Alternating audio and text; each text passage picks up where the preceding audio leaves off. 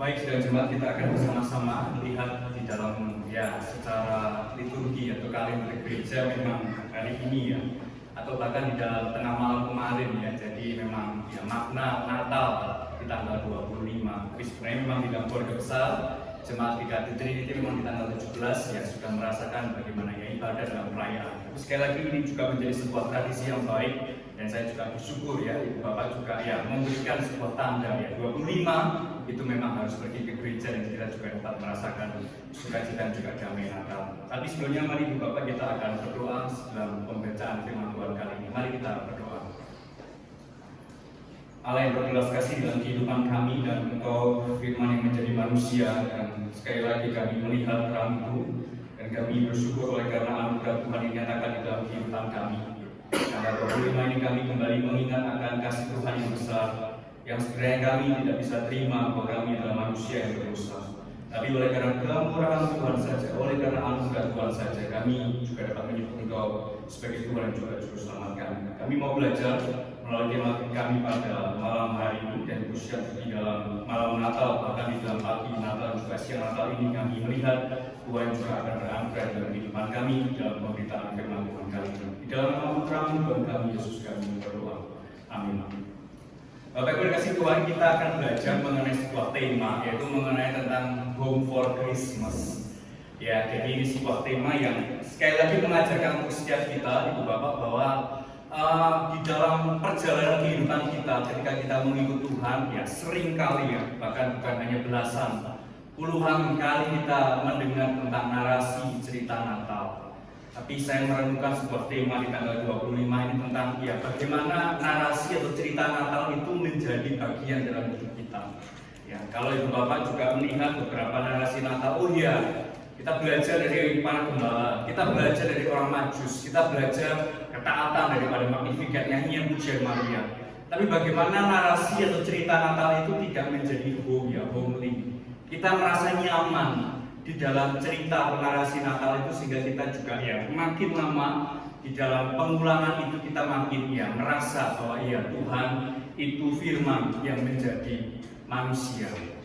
Bapak Ibu yang dikasih Tuhan, sebelum kita jauh belajar mengenai tema kita pada pagi menjelang siang hari ini, jadi dalam society, di dalam kehidupan sosial kita atau social life kita, di dalam kehidupan kita itu kalau tradisi Natal biasanya ada acara yaitu open house atau membuka rumah atau kediaman untuk merasakan jamuan kasih atau jamuan mengingat Natal. Ini tradisi keluarga kami open house. Nah, biasanya Ibu Bapak di dalam kalimat yang cukup yang sering diulang apabila orang yang di dalam menjadi tuan rumah itu biasanya memberikan sebuah bukan perintah tapi himbauan yaitu sudah jangan sungkan anggap aja seperti rumah sendiri. Nah, biasanya gitu. Sebenarnya bukan hanya di dalam momen Christmas atau momen Natal biasanya dalam kehidupan kita sebagai anak-anak Tuhan, kita dalam visitasi, kunjungan nggak usah sungkan-sungkan, anggap aja ambil apa atau ingin melakukan suatu hal apa Nah, saya mau belajar dari sudut pandang ini Bapak mengenai tentang Home for Christmas, bahwa mengenai home atau rumah itu adalah berbicara tentang dua hal, yaitu mengenai kedaulatan atau ketetapan pemilik rumah. Misal Ibu Bapak kalau Ibu Bapak juga memberikan sebuah jamuan nggak apa-apa kamu makan ini atau kamu menikmati hal ini. Jadi ada sebuah kedaulatan penuh, ketetapan penuh mengenai pemilik rumah. Di posisi yang sama Ibu Bapak, bahwa Home for Christmas juga berbicara mengenai karya atau pengunjung rumah. Sebelum perjamuan kasih yuk kita berdoa atau kita biasanya menyanyikan pujian penyembahan atau pujian Natal Jadi kita berbicara pada pagi menjelang siang hari ini, kita mau melihat tentang mengenai Home for Christmas. Itu kita belajar mengenai tentang kedaulatan pemilik rumah dan juga mengenai karya, yaitu perspektif karya daripada sudut pandang nanti yang akan kita belajar dari salah satu teks Injil yang akan kita pelajari. Bapak Ibu yang dikasih Tuhan, seperti yang sempat saya singgung 25 Desember biasanya kenapa 25 Desember padahal Natal itu dalam tradisi sejarah gereja itu nggak ada unsur mengenai 25 Desember Bahkan ada beberapa hal yang mungkin juga ada sudut pandang yang lain, pandangan-pandangan yang lain. Wah, itu kan hari raya pagan atau memperingati salah satu dewa yang besar juga gitu. Nggak ada hubungan gitu ya mengenai tradisi kekristenan gitu ya. Tapi ya kita belajar ya, kita memaknai bahwa ya 25 itu menjadi sebuah ya di dalam kalender, misalnya dalam kalender gereja juga di dalam 24 malam atau tengah malam hingga 25 itu juga menjadi sebuah perayaan Natal. Ya banyak hal opini mengenai 25 Desember. Tapi saya bersyukur siang hari ini bisa berjumpa dengan ibu bapak sekalian di dalam 25 Desember ini. Bapak Ibu dan Saudara, kita akan buka di dalam Injil Yohanes pasal yang pertama ayat yang ke-14 ya. Salah satu makna atau pengajaran yang penting daripada Rasul Yohanes di dalam Yohanes pasal 1 ayat yang ke-14 ya, dari Bapak juga mungkin sudah hafal ayat ini, tapi sekali lagi kita akan baca bersama. Kita akan buka mengenai perspektif atau sudut pandang Injil Rasul Yohanes ya. Kita buka di dalam Injil Yohanes pasal yang pertama ayat yang ke-14 ya. Kita akan baca bersama-sama ya. 2, 3. Firman itu telah menjadi manusia dan diam di antara kita, dan kita telah melihat kemuliaannya, yaitu kemuliaan yang diberikan kepadanya sebagai anak tunggal Bapa, penuh kasih karunia dan kebenaran. Ya, saya ulangi sekali lagi. Firman itu telah menjadi manusia dan diam di antara kita. Bapak Ibu, beberapa minggu yang lalu kita belajar tentang Injil Lukas. Ya, banyak hal yang kita dapati mengenai Injil Lukas ya. Kita bisa melihat narasi para gembala. Kita juga kemarin kita juga belajar mengenai narasi tentang nyanyian pujian Maria. Ya, mengapa Lukas selalu memandang tentang ya sebuah isu yang dianggap nggak penting saat itu, maka mengangkat beberapa narasi atau cerita mengenai dalam Injil Lukas. Tapi hal yang kemudian yang saya juga ingin bagikan buat ibu bapak semua di dalam Injil Yohanes. Ibu bapak dalam Injil Yohanes tidak dibuka dengan sebuah narasi cerita Natal ya. Kalau ibu bapak dalam Matius langsung ada tuh susunan ya, silsilah gitu ya. Ibu bapak juga lihat di dalam Lukas juga bahwa ya Injil ini disampaikan kepada, jadi ada sebuah pembukaan bahwa ini loh kisah yang beruntut seperti ini gitu. Tapi dalam Injil Yohanes itu tidak ada ya. Bahkan ibu bapak nggak menemukan hal itu. Tapi sekali lagi kita belajar dari Rasul Yohanes itu melihatnya lebih ke depan. Ya, jadi belajar mengenai tentang pra-eksistensi Kristus di tengah dunia ini. Ya, jadi saya ulangi, dalam Injil Lukas selalu atau dalam Injil Matius, Markus ada sebuah narasi mengenai runtutan cerita atau narasi Natal ya, atau kisah-kisah Natal. Tapi dalam Injil Yohanes Bapak dalam bagian awal nggak akan menemui mengenai kisah Natal itu. Tapi uniknya Rasul Yohanes mencatat bahwa ada sebuah pra-eksistensi, yaitu pandangannya benar-benar beyond ke depan. Oh ya, Kristus itu hadir, firman pada mulanya adalah firman. Nanti kita akan bahas mengenai hal ini. Bapak Ibu yang dikasihi Tuhan, bahwa diam di antara kita, kalau kita sudah belajar tadi ya, membaca bagian ini, firman itu diam di antara kita, itu sebenarnya kata yang dipakai diam itu adalah mendirikan kemah. Ya, jadi saya ulangi sekali lagi, firman itu telah menjadi manusia dan diam di antara kita. Artinya diam di sini adalah mendirikan kemah. Kalau ibu bapak mengingat atau mendengar kata kemah itu mengingat kepada tradisi perjanjian lama ya, atau yang dikenal dengan kemah suci atau tabernakel ya. Jadi ini saya sekali lagi saya bersyukur ya menemui Injil Yohanes ini ya. Walaupun nggak ada narasi cerita Natal, tapi pandangannya luar biasa. Tapi kita akan belajar nanti perspektif daripada Injil Yohanes ini. Bahkan di dalam Keluaran 25:8-9, Bapak juga nanti bisa buka bahwa ya tentang kemah suci itu benar-benar menyatakan bahwa Tuhan itu ada di tengah umat. Dia berkemah di situ. Dia ada untuk umatnya. Jadi Bapak, Tuhan menyertai umatnya dan berkemah bersama dengan umatnya ya. Ini sekali lagi menangkis bahwa ya Tuhan itu begitu jauh. Kenapa dalam perjanjian lama itu menggambarkan bahwa Allah itu benar-benar ya transenden gitu ya, jauh sekali ya.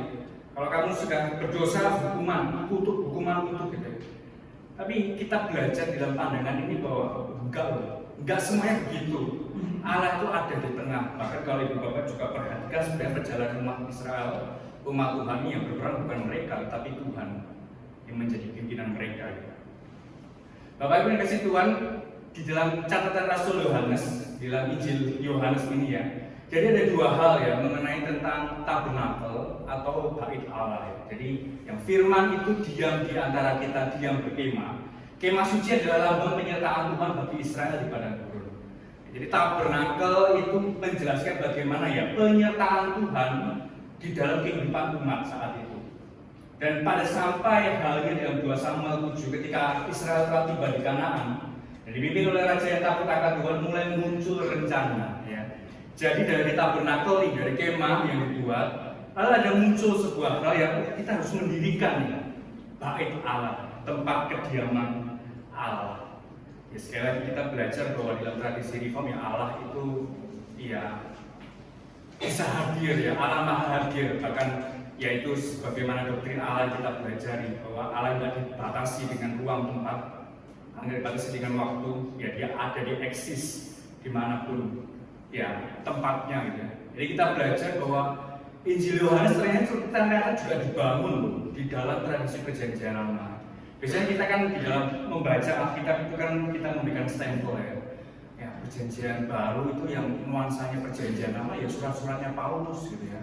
Atau bahkan kalau ngomong tentang Injil ya Injil Matius gitu. Tapi dalam Injil Yohanes kita juga melihat bahwa ya Rasul Yohanes merangkai dalam tulisan catatan Injilnya juga di dalam tradisi yang baik dalam perjanjian lama. Bapak Ibu kasih Tuhan, dalam perjanjian baru itu bukan lagi mengenai tabernakel, bukan lagi mengenai tentang bait Allah. Bahkan Tuhan mengatakan bukan kamu Daud gitu ya, tapi ya anakmu Salomo gitu ya. Bukan ngomong tentang hal itu lagi, tapi perjanjian baru itu menjelaskan bahwa home atau rumah itu di dalam pribadi Yesus Kristus. Ya. Jadi ini hal yang penting ya. Kalau Ibu Bapak lihat dalam catatan Yohanes 14:6, di rumah Bapakku itu banyak tempat tinggal. Jadi ini mengajarkan bahwa ya di dalam Kristus Yesus saja ya kita tuh mendapatkan sebuah ketenangan. Kalau kita di dalam rumah itu kan ya apalagi di tengah cuaca terik atau di tengah cuaca yang panas atau hujan gitu ya, tahu-tahu hujan, tahu-tahu panas gitu ya. Kalau kita di dalam rumah itu kan kita merasakan aman, nyaman. Ini juga menjadi pemahaman yang baik untuk kita belajar di dalam tradisi ini.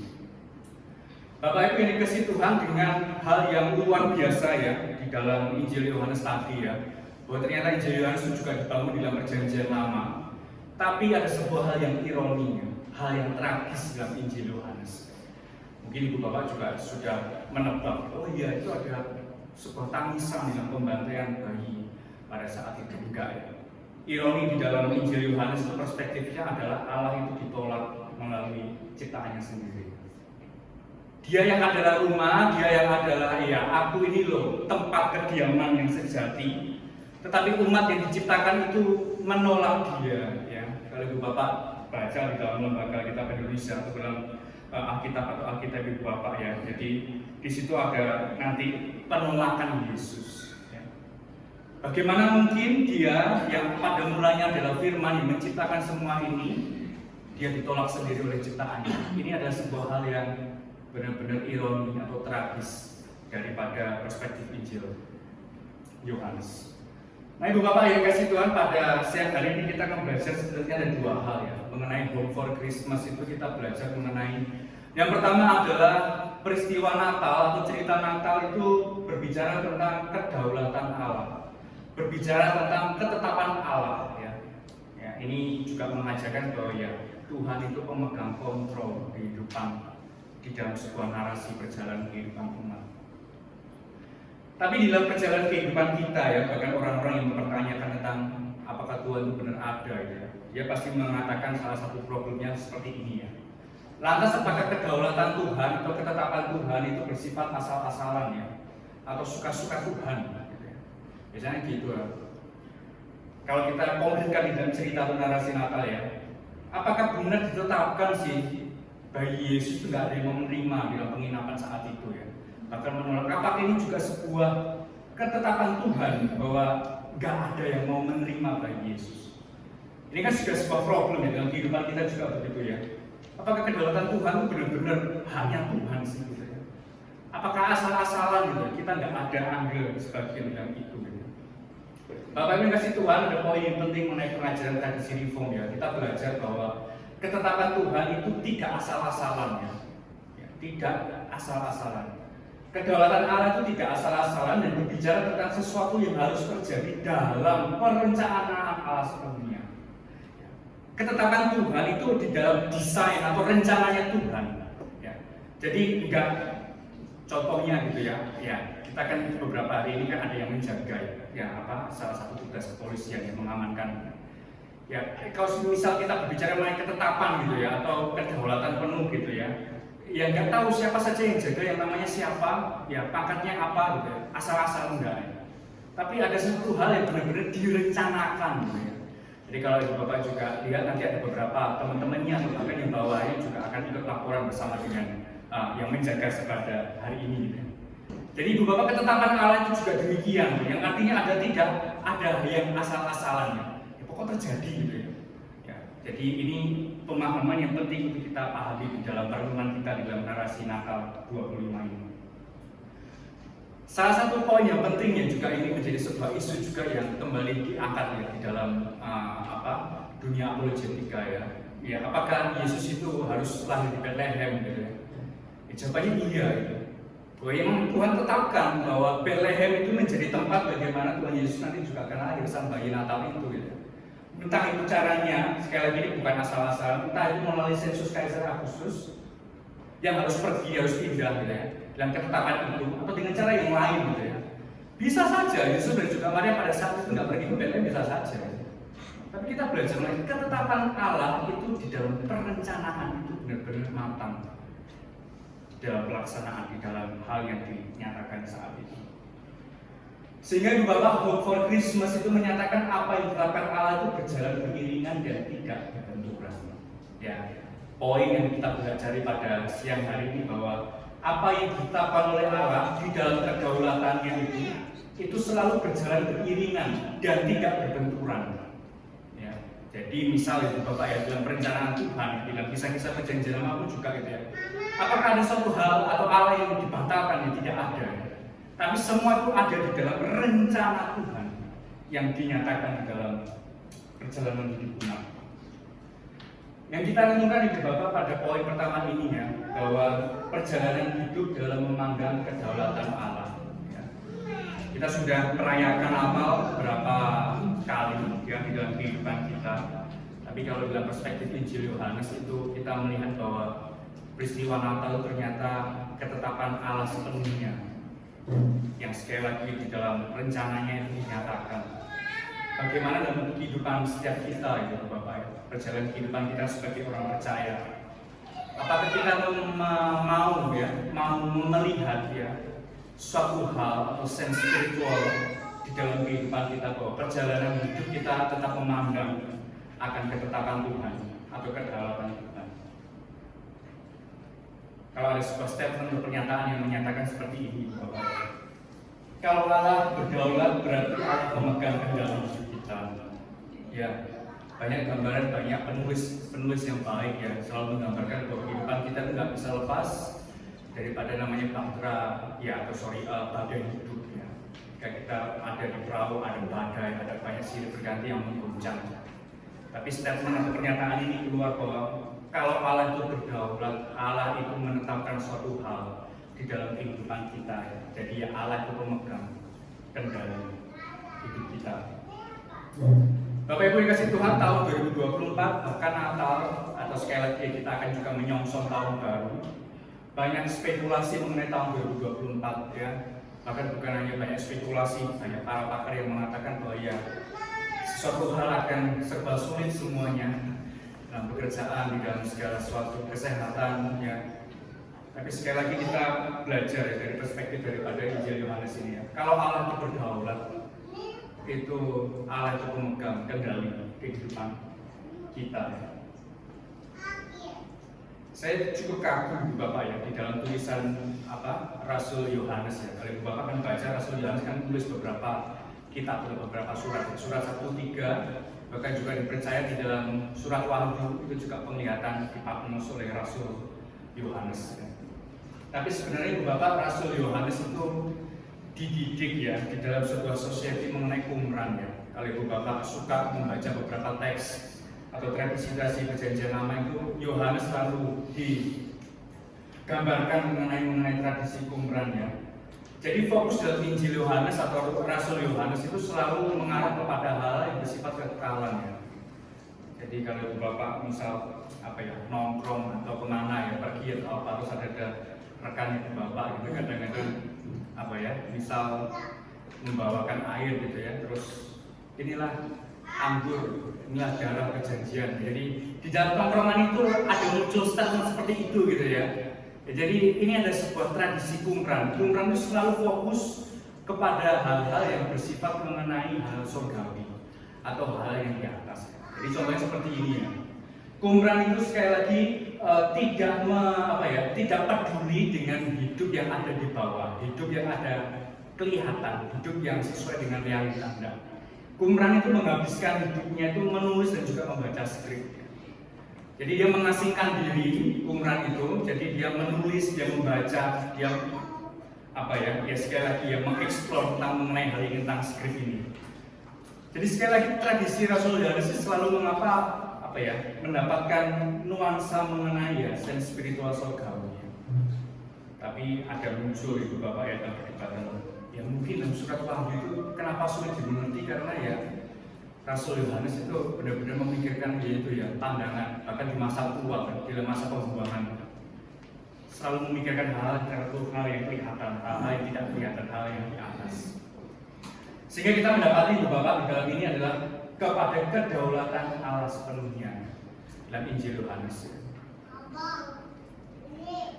Ketika Yohanes memakai kata diam berkemah Bapak di antara kita mendapatkan pengertian yang indah tentang sang raja yang ditetapkan untuk menguasai segala sesuatu dan berkata ke saudara bumi.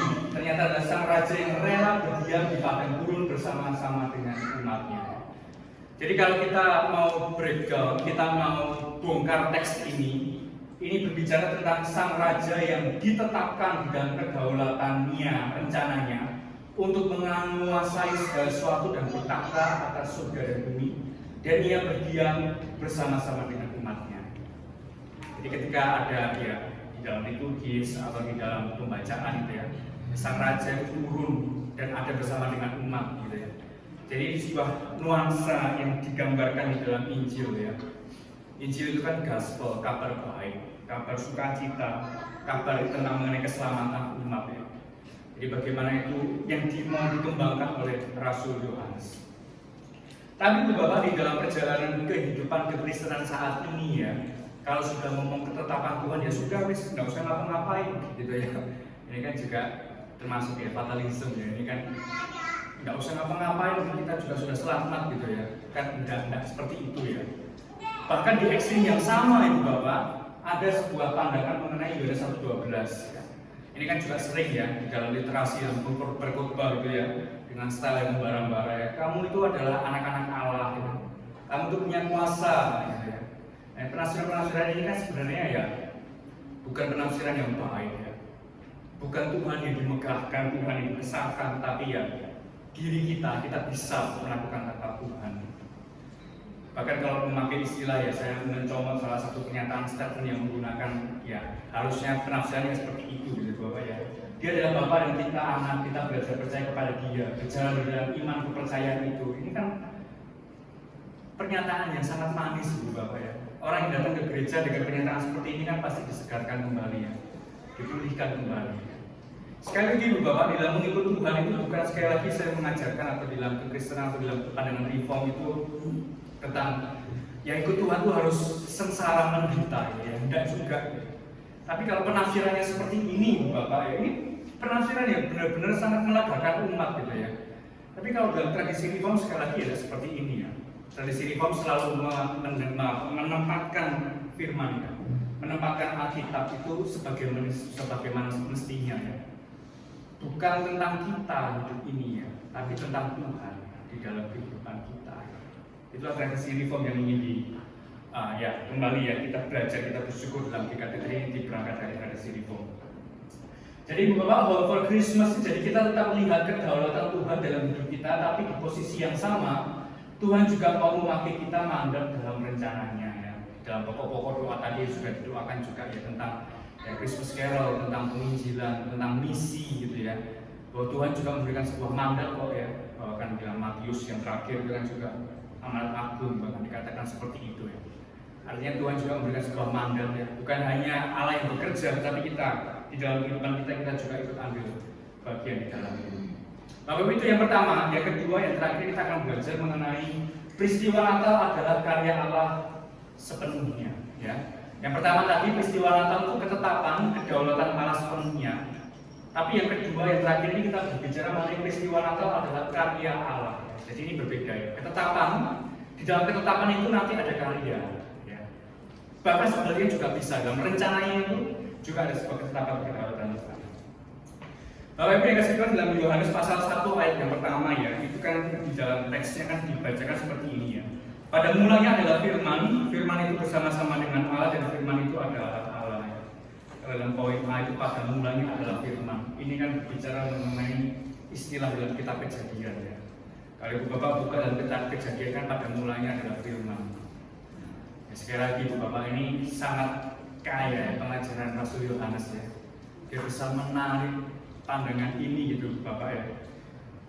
Padahal tradisinya Rasul Yohanes itu nanti diperhadapkan dengan orang-orang yang non Yahudi atau orang-orang Yunani. Bagaimana mungkin mereka bisa melihat hal ini? Maka dari itu dia memakai tadi nanti kita akan bahas mengenai tentang logos ya. Bagaimana mungkin firman itu menjadi manusia. Itu benar-benar apa ya, sense spiritualnya luar biasa Rasul Yohanes. Mari kita belajar Bapak ya. Dalam kisah penciptaan itu Allah menciptakan dengan firman ya. Tapi lalu Yohanes mengatakan pada mulanya adalah firman. Yang artinya Ibu Bapak adalah bahkan sebelum Allah menciptakan langit dan bumi, pada mulanya adalah firman pribadi kedua Trinitas yaitu Allah Anak Yesus Kristus. Kita Kejadian pasal 1 kan selalu menggunakan bukan kata singular atau single ya. Selalu jamak ya. Kita. Dan ini menampak dalam firman itu ya. Kalau berbicara mengenai firman, itu jelas. Firman yang menjadi manusia, pribadi yang kedua, yaitu Yesus Kristus. Dan kalau kita gabungkan lagi Bapak, ini salah satu penafsiran daripada Derrida ya.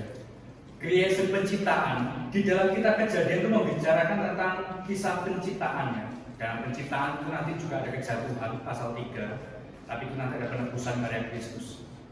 Di dalam penciptaan perjanjian lama kitab Kejadian itu lalu muncul ya di dalam Injil Yohanes ya, bahwa kamu itu adalah new creation ya.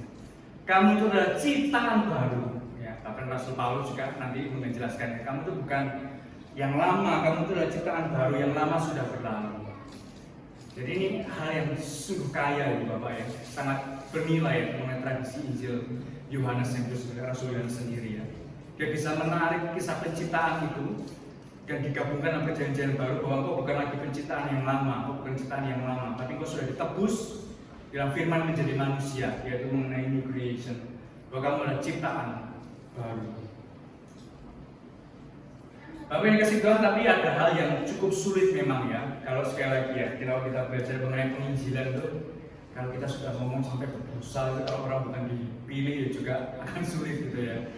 Tapi kalau kita menjelaskan mengenai firman menjadi manusia itu, setidaknya saya mengambil ya dua ilustrasi, bukan ilustrasi tapi contoh ya, untuk menggambarkan dengan baik ya. Jadi sekali lagi Bapak, ilustrasi itu hanya menolong ya. Ilustrasi apakah ada kelemahan? Ya pasti kelemahan. Yang nggak ada itu perumpamaan Tuhan Yesus, nggak ada celahnya, nggak ada perumpamaan Tuhan Yesus. Ya sekali lagi Ibu Bapak, kita akan belajar dua arti ya. Firman menjadi manusia itu sebenarnya bagaimana ya? Yang pertama Ibu Bapak, firman menjadi manusia itu kalau kita berkata nasi sudah menjadi bubur gitu ya. Ibu Bapak kan juga sudah ya, kalau Ibu Bapak juga sudah usiawan kan makannya bubur. Ya. Jadi kayak bubur gitu kan, awalnya ada nasi, tapi habis itu berubah menjadi bubur. Yang artinya Ibu Bapak, nasi itu akan hilang, nggak ada lagi. Lalu akan muncul sebuah hal yang baru, yaitu bubur. Ini pandangan yang pertama ya. Dan pandangan yang kedua, menjadi atau firman menjadi, nasi menjadi bubur. Dan yang kedua adalah, tahun ini saya menjadi panitia acara tahun baru. Maka itu berarti mula-mula itu ada saya. Dan setelah itu saya tetap ada, tidak hilang. Tetapi lalu ditambahi dengan jabatan panitia, yaitu acara tahun baru. Jadi pesannya masih ada ya. Hal yang awal itu masih ada, lalu dimunculkan dengan sebuah ya, Ya ini istilah bukan jabatan sebenarnya, tapi ditambahkan lagi mengenai sebuah ya acara tahun baru. Nah ini kita gambarkan di dalam nanti ya, firman menjadi manusia. Bapak Ibu yang kasih Tuhan, ada salah satu pandangan ya mengenai Anabaptis Mennonite ya. Kalau Ibu Bapak juga belajar mengenai tradisi gereja ya. Kalau ngomong ya, di Trinity itu tradisi gerejanya apa ya, Reform ya. Ada gereja juga mengenai Baptis, ya. ada Pentakostal, ada karismatik gitu ya. Tapi ada salah satu juga tradisi gereja mengenai ya Anabaptis ya atau Mennonite yang kita bisa pelajari.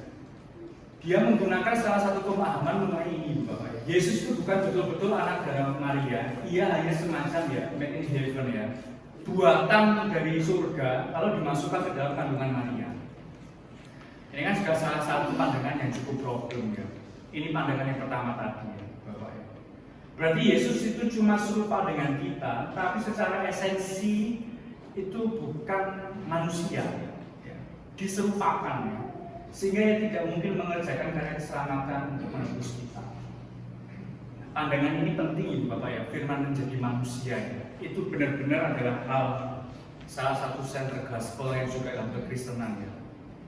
Banyak orang yang juga memperdebatkan hal ini ya. Tapi sekali lagi kata menjadi itu mengajarkan bahwa kita itu benar. Ya dia itu 100% Allah, dia itu juga 100% manusia dan tidak ada perbenturan dalam natur kedua hal itu. Bapak-Bapak yang kasih Tuhan, mungkin kita berbicara ini mengenai doktrin lagi ya. Padahal Natal itu tentang nuansa sukacita, perayaan gitu ya. Enggak, Bapak ya. Ini sangat relevan dalam kehidupan kita ya, Bapak ya. Dalam dunia saintis sekarang, Ibu Bapak, Rasul Yesus kan juga menghadapi kan orang-orang Yunani ya. Ibu Bapak juga suka baca ya, filsafat, beberapa bagian pada prinsip hidup ya, banyak lahir ya. Dari orang-orang yang pada saat itu yang benar-benar sangat ilmuwan ya, orang-orang yang saintis ya. Tapi di zaman kita itu juga ya perkembangan juga begitu cepat ya. Bahkan ada statement juga mengatakan bahwa kita juga bisa jelaskan kok firman Tuhan itu dengan sains ya. Ya ada orang yang nggak suka ya dengan pandangan salah satu ya itu tadi ya, teolog namanya Derrida ya. Jadi sangat benar-benar ekstrim dia pandangannya. Terus sekali lagi kita belajar bahwa sebenarnya kalau filsafat atau disiplin ilmu itu Pak, kalau itu di bawah kontrol, di bawah ya otoritas firman Tuhan ada di atas, itu sekali lagi menolong kita banyak cari pandangan yang lain mengenai bagian hal ini. Jadi sangat relevan Ibu Bapak apa yang dihadapi oleh Rasul Yohanes yang lalu, orang-orang ilmuwan. Kita pun juga menghadapi orang-orang yang seperti ini bukan ya, di dalam pengajaran bahkan dalam kita menuntut Tuhan ya. Ya salah satunya AI ya atau ChatGPT ya. Ibu Bapak kan mungkin ada yang sudah menggunakan ya bagian-bagian hal ini gitu ya. Ada salah satu interview ya, anak yang wisuda gitu kan. Ada salah satu graduation gitu, seremonial gitu di luar. Dia berterima kasih, bukan berterima kasih kepada Tuhan, bukan berterima kasih kepada ya orang tua mungkin ya, terima kasih kepada orang yang mendukung ya. Ya, saya terima kasih dengan ChatGPT. Ini juga hal yang bukan mengkhawatirkan sekali lagi Bapak. Saya sebenarnya bukan hal yang anti dengan dunia teknologi yang benar-benar canggih ya. Tapi sekali lagi Bapak, di tengah banyak kelebihan, ya kita bisa loh pakai ChatGPT ini untuk mempersiapkan segala sesuatu gitu ya. Bahkan di dalam komunikasi gitu, kita yang benar-benar sulit untuk berinteraksi, gimana ya cara mendekati orang yang misal orang ini jutek, cara mendekatinya gimana gitu. Atau orang ini mukanya kok nggak enak, cara ini gimana gitu ya. Jadi bisa saja dalam ChatGPT ini gitu ya. Tapi tetap ada kelemahan gitu Bapak ya. Ya spirit kita secara manusia yang dibangun, bukan Tuhan, relasi dengan Tuhan yang dibangun. Yang artinya adalah mengalihkan perhatian umat kepada Tuhan dengan menggantikan Tuhan dalam kehidupan, yang di posisi yang sama umat memkompromikan iman kepada Tuhan gitu ya. Jadi banyak hal yang dikompromikan mengenai teknologi yang semakin canggih, semakin maju saat ini gitu ya. Jadi kita bisa belajar dalam bagian ini bahwa ya relevansi yang sama apa yang dihadapi Rasul Yohanes saat itu juga kita hadapi saat ini. Tapi sekali lagi beberapa disiplin di dalam kita menafsirkan teks itu harus ya. Alkitab tetap ada di utama, firman itu yang ada di utama, baru di bawah. Jangan sampai itu firman yang menjadi. Makanya bukan eksegesis lagi, tapi eksegesis ya. Di luar yang dimasukkan di dalam itu berbahaya sekali. dalam teks-teks saat ini. Paradigma kehidupan Ibu Bapak, kalau kita relevansi saat ini ya dalam AI, dalam kecanggihan ChatGPT juga gitu ya. Agama saintis tidak pernah menempatkan Tuhan selama segala sesuatu bisa dikontrol ya. Kalau kita bisa kontrol, kita bisa handle dalam kehidupan kita, yaitu itu bagian kita ya. Jadi nggak ada ruang atau space tempat untuk Tuhan. Sekali lagi ya, saya nggak mau menggambarkan bahwa ya utama itu Tuhan, yang lain nggak penting nggak. Tapi sekali lagi ini agama saintis saat ini, Ibu Bapak ya, banyak anak-anak muda, atau bahkan yang orang-orang yang sudah punya kepahitan dengan gereja gitu ya. Saya juga habis pikir kenapa orang bisa kepahitan dengan gereja. Karena dalam acara Natal itu kan ya nuansa sukacita Natal, juga damai sejahtera sukacita itu. Ya mungkin memang sekali lagi pandangan tentang gereja kan banyak orang yang ya kumpulan orang-orang berdosa ini menjadi sebuah bagian ya firman menjadi manusia itu dia yang mau datang untuk kita ya Bapak ya. Jadi agama saintis Bapak tidak pernah menempatkan Tuhan selama segala sesuatu itu bisa dikontrol paradigma kehidupannya. Kalau saya tidak mampu, saya mulai tidak bisa kontrol, baru kita minta Tuhan masuk. Ini kan paradigma kita ya kadang ya. Kalau dalam pergumulan hidup kan kita begini ya. Waduh, aku sudah nggak bisa handle ini ya. Ini di luar kemampuanku, aku butuh Tuhan ya. Tapi Tuhan kayaknya nggak menjawab. Terus kita fight sama Tuhan, kita menyalahkan Tuhan. Ini kan yang problem bukan Tuhan ya, tapi yang problem kan diri kita. Pengenalan kita, pandangan kita tentang Tuhan yang beranugerah dalam kehidupan kita. Jadi bahwa peristiwa Natal itu sekali lagi karya Allah sepenuhnya. Nggak ada di dalam setiap konteks hidup kita itu tanpa ketetapan Tuhan, tanpa karya Tuhan. Jadi kurang lebih saya rangkum Ibu Bapak dalam kesimpulan Rasul Yohanes dan Injil Yohanes mengenai berita Natal. Walaupun Injil ini tidak secara eksplisit menjelaskan narasi Natal, setidaknya Yohanes menggambarkan seperti ini Ibu Bapak ya. Makna yang Rasul Yohanes sedang katakan kepada pembaca Injil khususnya adalah Tuhan pencipta langit dan bumi itu pernah merasakan apa yang kita rasakan.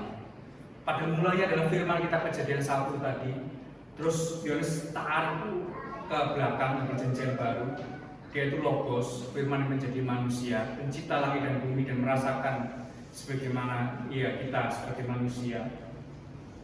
Dan kita hidup dalam dunia yang kelihatan sedangkan ciptaan baru itu bukan diruksi di dalam dunia yang kelihatan.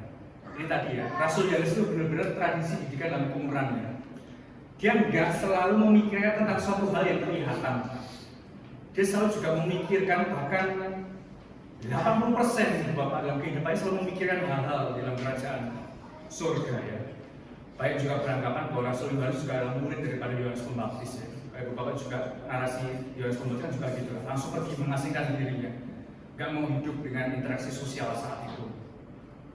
Jadi Bapak, kehidupan kita sebagai orang Kristen itu sekali lagi bukan hanya, apalagi kita sebagai ciptaan baru ya, bukan direduksi dari suatu hal yang kelihatan ya. Bukan suatu hal yang material, bukan hal yang visual gitu ya. Tapi sekali lagi ada suatu hal yang kita juga bisa pandang ke depan, itu kan hal yang di atas. Tuhan yang berkarya dalam kehidupan kita ya Bapak. Pandangan dunia Ibu Bapak, ada orang yang tidak bisa berpikir tentang realitas lain yang dilihat sebuah hal yang sungguh-sungguh adalah hanyalah yang kelihatan ya. Kadang kan gitu ya, aduh, lalai gitu ya, di dalam berkhotbah atau di dalam penafsiran gitu ya. Ya harusnya kembali kepada suatu realita kehidupan gitu ya. Tapi sekali lagi Ibu Bapak, firman Tuhan itu bukan hanya berbicara tentang realita. Ciptaan baru itu sekali lagi nggak bisa direduksi dengan hal yang realita yang kelihatan. Ada suatu hal yang tidak kelihatan, tapi itu tetap dalam kontrolnya Tuhan. Itu firman Ibu Bapak, jadi firman menjadi manusia, suatu hal yang nggak kelihatan, tapi itu tetap ada dalam kontrol Tuhan. Jadi kita sebagai umat Kristen atau orang Kristen itu enggak direduksi dengan suatu hal yang kelihatan, tapi ya ada hal yang tidak kelihatan. Ya bukan sekali lagi ya ini, aduh orang Kristen itu halu ya, kayak gitu. Enggak ya, bukan halu, bukan halusinasi enggak gitu ya. Tapi sekali lagi ada sebuah ya spirit bahwa pandangan Kristenan itu ke depan. Ada suatu hal yang tidak sesuai dengan realita ya. Kan kadang-kadang orang kan kalau sudah pernah kan gitu ya. Itu maunya realita ya, realitanya seperti ini gitu ya. Lalu dalam firman Tuhan juga nggak berbicara tentang realita juga semuanya ya. Tapi hal yang ke depan itu yang juga dikatakan oleh Yohanes, Rasul Yohanes, beyond, pandangan ke depan. Bapak Ibu, tadi pandangan dunia, lalu pandangan kekristenan gimana ya? Injil itu adalah gambaran yang sederhana dengan dunia yang kelihatan. Gospel atau Injil itu digambarkan sebagaimana hal yang sederhana, gambaran sederhana bahwa sebenarnya ada sebuah dimensi spiritual ya. Ada sebuah dimensi yang tidak kelihatan dan kita lihat karya Tuhan atas hidup kita gitu ya. Seperti yang saya sebutkan tadi ya, banyak orang yang takut dengan tahun 2024 ya. Kan banyak spekulasi. Jangankan 2024 akhir tahun ini juga banyak hal yang orang sudah semua pusing ya. Tapi sekali lagi kita mau belajar menjadi ciptaan baru atau ya orang Kristen yang nggak direduksi dengan suatu hal yang terlihat ya. Hope for Christmas Bapak, kesimpulannya adalah perspektif daripada kekekalan ya dari Injil Yohanes. Jadi Injil Yohanes itu berbicara mengenai sudut pandang kekekalan ya, hal-hal yang terkait dengan kerajaan surga ya. Firman menjadi manusia dan bertabernakel dengan kemuliaannya bersama dengan kita. Jadi bertabernakel tadi kan kemah suci, ada diam di tengah menyertai kehidupan umat ya. Demikian juga dalam kehidupan kita ya. Kita nggak mungkin juga bisa melihat sinar terang kemuliaan, tapi dia mengambil rupa seorang manusia supaya ia kelihatan. Kita yang tidak terlihat supaya kita kelihatan. Pesan Natal GKT Trinity, Bu Bapak, kalau saya boleh rangkumkan pesan Natal kita tahun 2023 GKT Trinity, Bu Bapak. Hidup di dalam Kristus atau hidup dalam Sang Bayi Natal itu, Tuhan itu ada dalam hidup kita, ya, dalam Immanuel, Tuhan menyertai kita. Ya. Artinya hiduplah dalam dunia dengan perspektif kekekalan, ya. Sekali lagi Bu Bapak, di dalam berkhotbah atau di dalam rohaniwan pasti banyak jargon-jargon ya. Ya, nggak usah sedih, nggak usah susah ya. Allah penghibur sejati. Ya. Saya nggak mau sekali lagi terbatas dengan hal itu, dengan jargon, karena itu sangat doktrin yang nggak baik, Bapak. Tapi kita belajar itu Bapak bahwa pesan Natal kita GKT Trinity, hiduplah dalam perspektif kekekalan. Ada suatu hal yang kehidupan kita itu nggak direduksi dengan realita, tapi ada hal suatu yang ke depan. Bahwa Tuhan tetap berkarya dalam kehidupan kita. Soli Deo Gloria, selamat Natal. Mari kita berdoa. Bapak di surga, Bapak telah berhenti berbicara, tapi sekali lagi firman yang kaya melalui Rasul Yohanes. Kami belajar bahwa Engkau yang sekali lagi rela menjadi manusia, kami yang tidak kelihatan menjadi terlihat, dan itu adalah anugerah dalam kehidupan kami. Bila Tuhan juga memberikan firman ini dengan kuat kuasa daripada Allah Roh Kudus yang tinggal dalam kehidupan kami, supaya kehidupan kami bukan direduksi atau terdistract dengan pandangan-pandangan dunia. Suatu hal harus terlihat sesuai dengan realita, tapi kami mau belajar bahwa ada suatu pandangan dimensi yang lain mengenai kami sebagai orang Kristen. Bahkan di dalam momen Natal kami Home for Christmas, kami mau belajar bahwa kehidupan kami ke depan itu kami sekali lagi pertaruhkan di hadapan Tuhan. Kami tak percaya tentang betapa Tuhan, kedaulatan Tuhan Allah yang baik dalam kehidupan kami, dan karya Tuhan yang selalu senantiasa ada menyertai kehidupan kami. Terima kasih Tuhan, ini doa kami dalam nama Tuhan kami Yesus kami berdoa. Amin. Ini kembali ke Pak Yesus.